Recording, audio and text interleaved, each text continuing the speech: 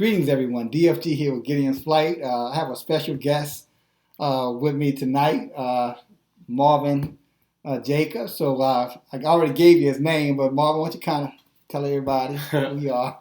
Well, who I am? I'm Marvin Jacobs Jr. From New Orleans, and I'm out here obviously in Boston. If you want to know more about myself, I'm 24 years old. I'm studying civil engineering at the University of Lafayette, Louisiana, and I'm currently a junior, obviously approaching my senior year, but about a year left to finish my studies over there, and it's a bachelor's in science of engineering. So, yeah.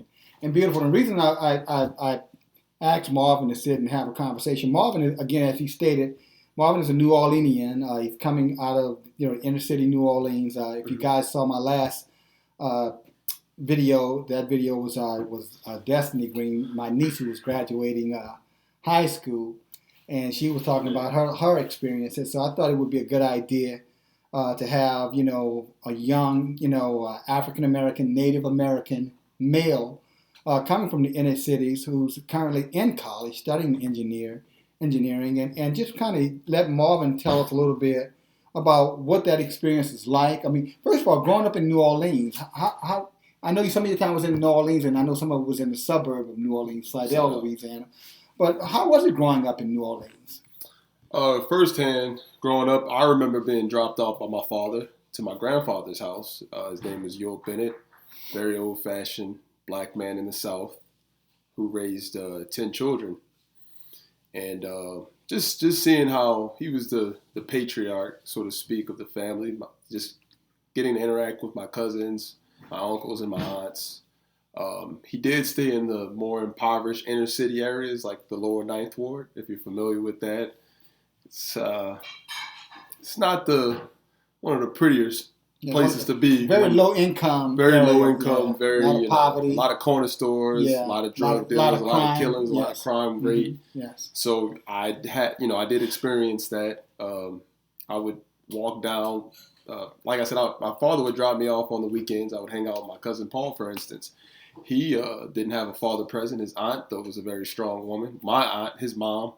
And I would just witness him essentially be a man in the streets, a man who pretty much at the age of 10 would take care of his mom and his older sister. He would make money, and not illegal. It would be money given to him by his mom, but he was just always a hustler in terms of cutting grass, finding jobs. He came out well, fortunately, thank God, but it was a struggle. But the characters that he was sometimes surrounded by weren't so clean cut. They were guys maybe dabbling in gang affiliated activities or just obviously doing illegal stuff that wouldn't be conducive to their future, obviously. Yeah.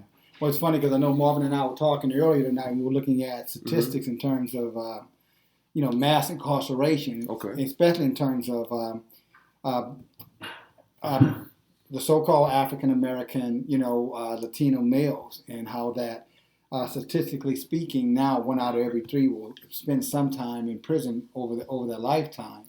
Probably when Marvin was a younger man, I think those numbers are probably like more of 1 out of 6. And that he's able to navigate through that environment inside of a very tough, inner city environment.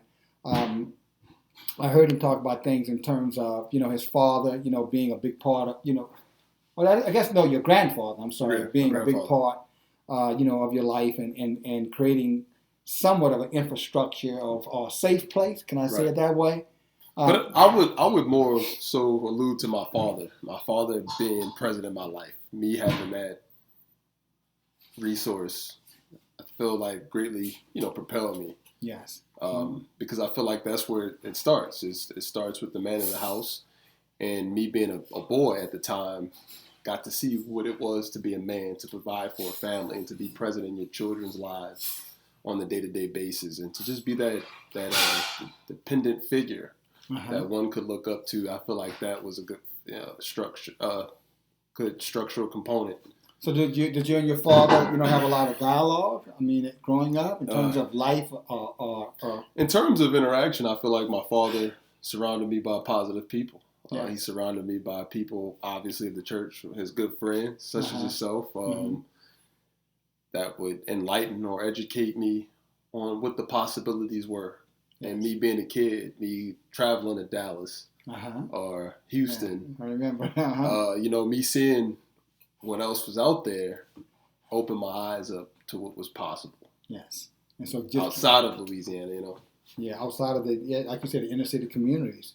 Well, thank you for that bit of information, Marvin. I guess my next question I have for you is, as a college student, what university are you attending? So I'm currently attending the University of Louisiana at Lafayette.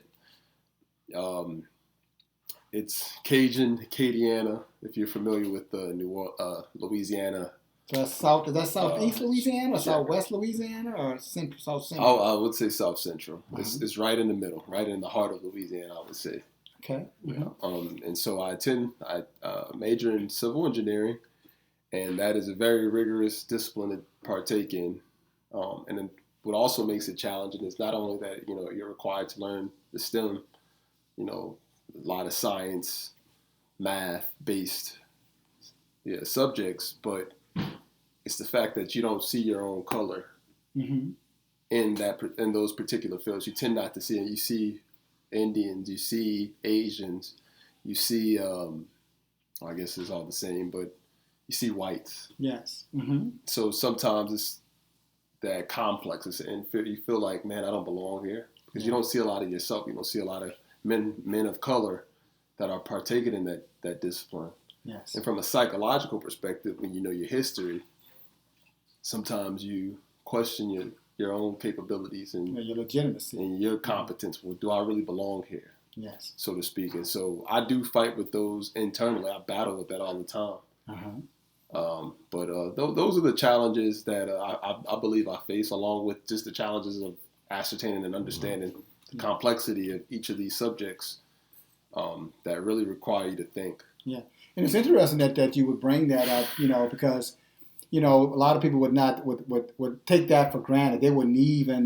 Very few people would ever even understand or begin to even to have any kind of insight on how you sometimes may feel isolated, in an environment where, most of the people that you're looking at look different than yourself. They can't relate. But it's not only that battle that I face externally with all the outside race counterparts that I have, that I'm competing with.